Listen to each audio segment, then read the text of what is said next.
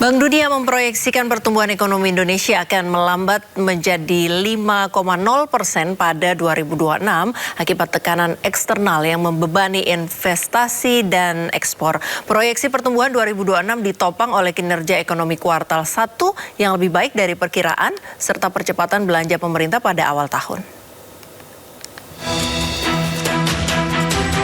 Bank Dunia memprediksikan pertumbuhan ekonomi Indonesia akan melambat menjadi 5,0% pada tahun 2026 akibat tekanan eksternal yang membebani investasi dan ekspor. Meski demikian, ekonomi nasional diperkirakan kembali menguat ke level 5,2% pada periode 2027-2028, seiring perbaikan kondisi global dan keberhasilan pelaksanaan reformasi struktural. Dalam laporan Indonesia Economic Prospect edisi Juni 2026, Bank Dunia menyebut proyeksi pertumbuhan 2026 ditopang oleh kinerja ekonomi kuartal 1 yang lebih baik dari perkiraan, serta percepatan belanja pemerintah pada awal tahun. Konsumsi rumah tangga diperkirakan tetap tumbuh sekitar 5% pada tahun 2026, didukung berbagai stimulus fiskal pemerintah. Sementara itu, konsumsi pemerintah diperkirakan meningkat signifikan hingga 8,7%, meski menjadi penyangga pertumbuhan jangka pendek. Bank Dunia mengingatkan ketergantungan terhadap belanja pemerintah memiliki risiko tersendiri. Pemulihan ekonomi menuju level 5,2% pada 2027-2028 diperkirakan akan ditopang oleh membaiknya pasar komoditas, pertumbuhan kredit swasta yang lebih kuat, percepatan investasi melalui dana antara, serta agenda deregulasi dan penghilangan hambatan usaha yang tengah dijalankan pemerintah.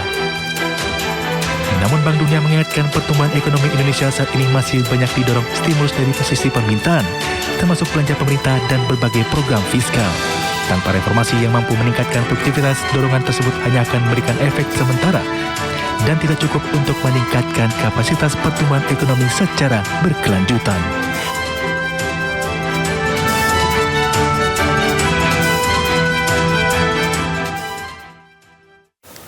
Wakil Ketua DPR RI Sufmi Dasko Ahmad menyebut kepercayaan publik pada pemerintah mulai meningkat di tengah kondisi ekonomi saat ini.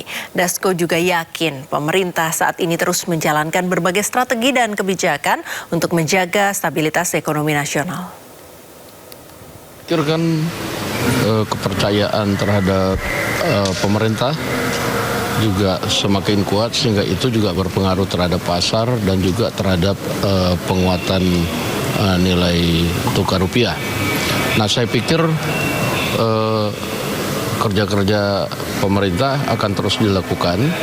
Saya juga mendapatkan informasi dari pihak pemerintah bahwa dalam minggu ini dan ke depan ada strategi-strategi khusus yang akan dilakukan oleh pemerintah yang kalau saya sudah dengar akan dan saya yakini akan membuat nilai tukar atau rupiah menguat.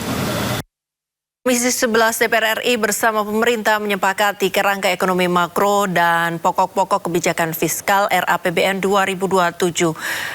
PPKF yang telah disepakati ini diharapkan mampu mendorong target pertumbuhan ekonomi dan mendorong investasi di tahun 2027.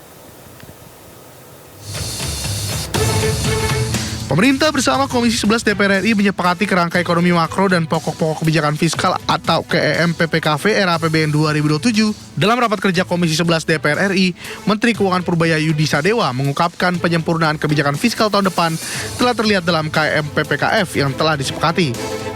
Menurut Purbaya, target pertumbuhan ekonomi 2027 yang disepakati pada kisaran 5,8 hingga 6,5% sebagai langkah menuju target pertumbuhan 8% pada 2009. Pemerintah akan mendorong pencapaian target tersebut melalui efektivitas program prioritas, penguatan sinergi kebijakan fiskal, moneter, sektor keuangan, dan dana antara, serta perbaikan iklim investasi melalui deregulasi penyelesaian berbagai hambatan usaha.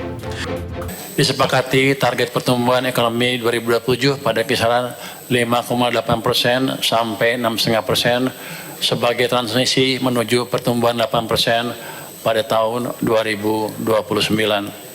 Untuk itu, pemerintah akan terus memastikan program prioritas berjalan efektif, memperkuat sinergi kebijakan fiskal, moneter, dan sektor keuangan dan dana antara, serta penguatan iklim investasi melalui deregulasi dan debottlenecking. Untuk menjaga stabilitas ekonomi, inflasi tahun 2027 ditargetkan berada pada rentang 1,5 hingga 3,5%. Sementara suku bunga surat utang negara tenor 10 tahun sebesar 6,5 hingga 7,3%. Sedangkan nilai tukar rupiah pada 2027 akan didorong pada kisaran Rp16.800 hingga Rp17.500 per dolar Amerika Serikat.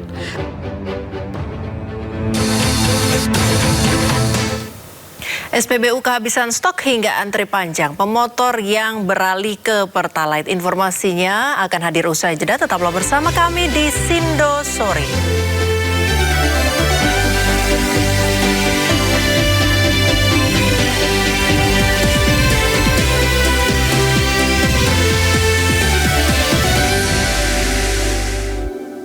Pemirsa, salah satu hal yang dikritisi mahasiswa yakni soal kenaikan harga BBM. Kenaikan harga BBM non-subsidi Pertamax hingga kini masih berdampak. Mulai dari SPBU yang kehabisan stok hingga antre panjang pemotor yang beralih ke Pertalite.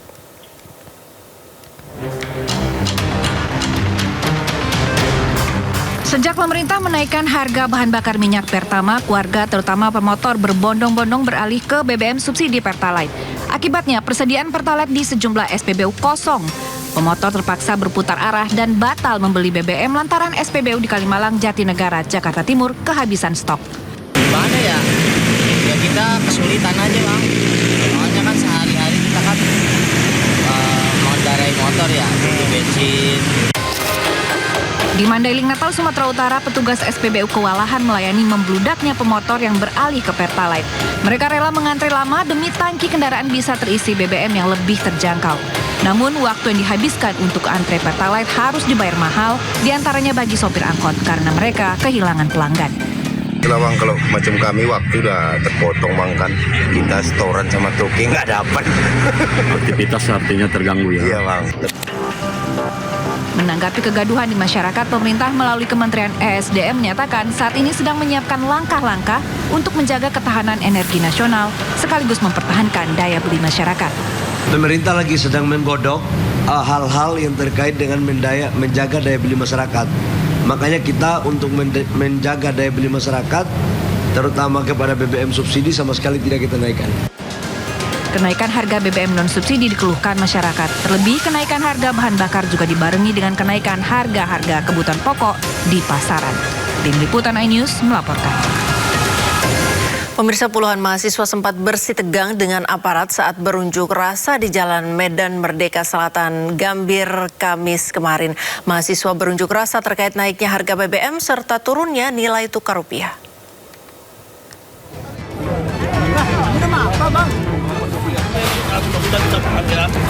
Puluhan mahasiswa yang menggelar unjuk rasa di Jalan Medan Merdeka Selatan, Gambir, Jakarta Pusat terlibat ketegangan dengan polisi yang berjaga di lokasi. Ketegangan terjadi lantaran mahasiswa yang hendak menuju Bundaran Patung Kuda untuk membacakan pernyataan sikap dihadang petugas. Dalam aksinya, mahasiswa berunjuk rasa terkait naiknya harga BBM hingga merosotnya nilai tukar rupiah. Dengan kami menilai bahwa pelemahan rupiah pada akhirnya akan dibebankan kepada masyarakat melalui berbagai mekanisme ekonomi. Antara lain, yang pertama, kenaikan harga BBM akibat meningkatnya biaya impor energi. Yang kedua, kenaikan harga pangan dan bahan baku industri. Yang ketiga, meningkatnya biaya pendidikan dan kesehatan yang bergantung pada impor. Yang keempat, naiknya cicilan dan beban utang sektor swasta yang menggunakan dolar AS. Yang terakhir, potensi gelombang PHK akibat meningkatnya biaya produksi perusahaan. Beruntung ketegangan antara kedua belah pihak tak berlangsung lama setelah para mahasiswa memilih untuk membacakan tuntutan mereka di ruas Jalan Medan Merdeka Selatan. Dari Jakarta, Dani Sanjaya, iNews melaporkan. Direktur Utama PT Pertamina Persero Simon Alusius Mantiri buka suara terkait kenaikan harga bahan bakar minyak non-subsidi Pertamax dan Pertamax Green yang mulai berlaku sejak 10 Juni 2026. Simon mengatakan penyesuaian harga dilakukan dengan mempertimbangkan perkembangan geopolitik global dan harga minyak dunia. Menurutnya, Pertamina juga tetap memperhatikan kemampuan masyarakat dalam membeli BBM non-subsidi. Ia menyampaikan bahwa kenaikan harga tidak hanya terjadi di SPBU milik Pertamina, tetapi jaringan SPBU swasta juga turut melakukan penyesuaian serupa. Simon menegaskan harga BBM subsidi tidak mengalami perubahan meskipun Pertamax dan Pertamax Green mengalami penyesuaian. Menurut Simon, Pertalite tetap dijual Rp10.000 per liter dan biosolar Rp6.800 per liter sesuai ketentuan pemerintah. Sehubungan dengan penyesuaian harga BBM non-subsidi, yaitu Pertamax dan Pertamax Green yang berlaku sejak tanggal 10 Juni 2026, kami memahami bahwa setiap penyesuaian harga tentu menjadi perhatian masyarakat. Penyesuaian harga BBM non-subsidi ini dilakukan dengan mempertimbangkan dinamika geopolitik global dan harga minyak yang berlaku di pasar internasional dengan tetap mempertimbangkan daya beli masyarakat. Penyesuaian harga BBM non-subsidi ini selain dilakukan di titik-titik SPBU Pertamina, juga dilakukan oleh SPBU Badan Usaha Swasta lainnya. Di tengah tantangan global yang terus berkembang, Pertamina dengan dukungan penuh dari pemerintah terus berkomitmen untuk menjaga ketersediaan energi bagi masyarakat di seluruh wilayah Indonesia. Pemirsa, Menteri Energi dan Sumber Daya Mineral Bahlil Lahadalia memastikan tidak ada perubahan harga untuk BBM bersubsidi maupun LPG bersubsidi. Pemerintah akan mempercepat program pelalihan penggunaan liquefied petroleum gas ke kompres natural gas sebagai bagian dari upaya diversifikasi energi nasional. Menteri Energi dan Sumber Daya Mineral Bahlil Lahadalia menjelaskan bahwa Presiden Prabowo memberikan arahan agar pemerintah terus memperkuat ketahanan energi nasional dengan mempercepat pengembangan sumber energi alternatif. Menurut Bahlil, terdapat sejumlah agenda prioritas yang menjadi perhatian pemerintah. Salah satunya adalah percepatan program peralihan penggunaan liquefied petroleum gas ke compressed natural gas sebagai bagian dari upaya diversifikasi energi nasional. Selain itu, Bahlil menyebut dalam pertemuan tersebut juga dibahas pendataan sektor pertambangan guna memastikan tata kelola yang lebih baik serta mengevaluasi kesiapan pasokan energi nasional baik dari sisi kelistrikan maupun ketersediaan bahan bakar minyak.